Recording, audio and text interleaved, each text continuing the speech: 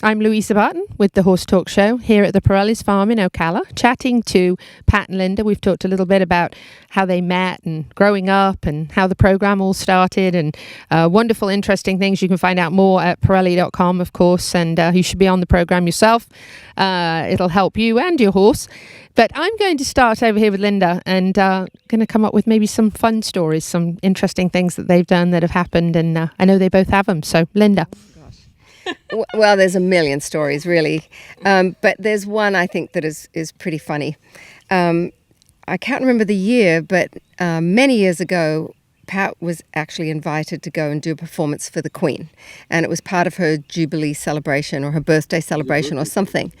Anyway, so the guy who was managing her livery was a Parelli student, and he came and watched us at one of our events on the East Coast somewhere, and then approached us and said, what do you think? I was like, okay.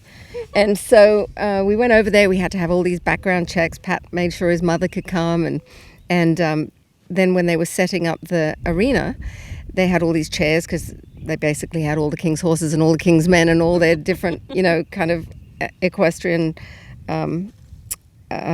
troops. And then they had this kind of blue carpet that went over a little hump in the floor, and that was her chair. So it was like a little mini throne looking thing. And a couple of others who were her closest people that would be next to her. And they said, where do you want to sit? And I said, I want to sit right behind the Queen because I want to watch her reactions and responses to when Pat's doing all these amazing things with horses, because they had a horse there that I think was really afraid of clippers. And there was 3 horses. Yeah, there was a few different things. And it's like, I want to listen and I want to see her reactions, because I wasn't actually in the performance. It was Pat and some of our instructors from England and Europe. Anyway, so being Australian, and I don't know if you said this in England, but in the old days, we used to have to lick stamps to put them on envelopes. And the stamp was the Queen's head, right? It was Queen Elizabeth. And we always had this saying, if ever you're behind the Queen, remember not to lick the back of her head. So I'm sitting behind the Queen, and I see her perfect little hair style, and I'm going, don't lick her head, don't lick her head, don't lick her head. Anyway, it was so funny. Anyway, then she was quite riveted, actually. And when she was then going to go, we gave her one of Pat's books.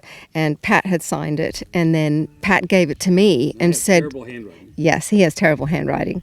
And he gave it to me. And I think I had just signed it. And the Queen looks over my shoulder at his scribble, and she goes, oh, is that how you write? It's like, I got blamed for his bad handwriting. She's precious and a wonderful horsewoman. Oh, yeah. Love the Queen. Pat, your turn.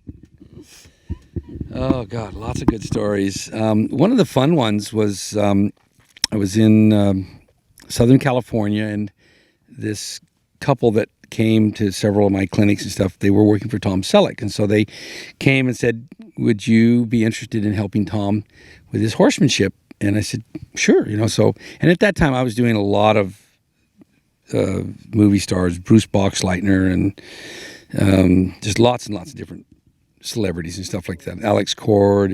Anyway, so sure, we'd do it. Well, he wanted me to help him get ready for the movie Quigley Down Under. And so we spent 4 days there.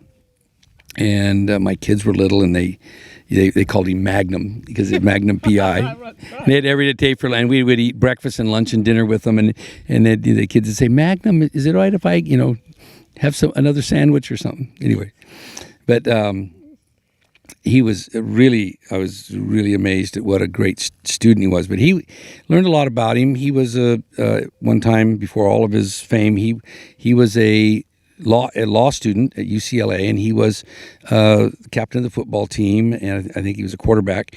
And then somebody wanted to do a photo shoot of him, and then Marlboro saw that picture, and then he became the Marlboro Man, and then it went off, and while he was taking 4 days of intensive, I mean, we were riding 8-10 hours a day and doing things with horses. He was also taking dog training lessons. He was working on 2 different scripts for other that movie plus other movies. He was writing a script, and and tending to his family and all that sort of thing. Anyway, on and on. It was all great, and the thing that he wanted to learn most was how to lay a horse down and to get up. So I had my horses there, and so I showed him and all that kind of stuff, and he was able to get on a horse and ride it up. But he asked me to, if I would be interested to go over to Australia and be his double on that movie. And as tempting as it was, I couldn't do it because 4 months of stopping our business would have been, I would have had some credits on a movie, and I would have been broke, right? And I'd already been there because I woke up one morning and I was broke, and the horses had all the bucks. So I know what that's like. So it didn't do it, but no, I really enjoyed my time, and of course everybody said, "What's he really like?" He was an amazingly nice person. So that was a really great experience working with him, and after that he owned a restaurant in Hawaii. He took his we went over to Hawaii and did some seminars over there, and it was called the Black Pearl, and he took us to his restaurant, and for years we stayed in touch and did several things together. So it was, awesome. Yeah. So that was a fun little story. So how about President Reagan? Oh, okay. Well, I used to go be a guest presenter at the Ranchero Visitadores ride, which is the first week in May out in California, and I did my first time I went, I did a private demonstration for President Reagan, Gene Autry, and Casey Tibbs. And if those of you that don't know who Casey Tibbs was, he was on Life magazine. He was a saddle bronc rider that was the piece de resistance. And they brought this 4-year-old mare, and that was half thoroughbred and half, not Mustang, but just range horse. Came out of a ranch up in Northern California, up in a little place called Likely, which is by Alturas. Billy Floor and I brought this horse down because he was going to show everybody that these clinicians are just a bunch of phonies. And so he brought down a real horse.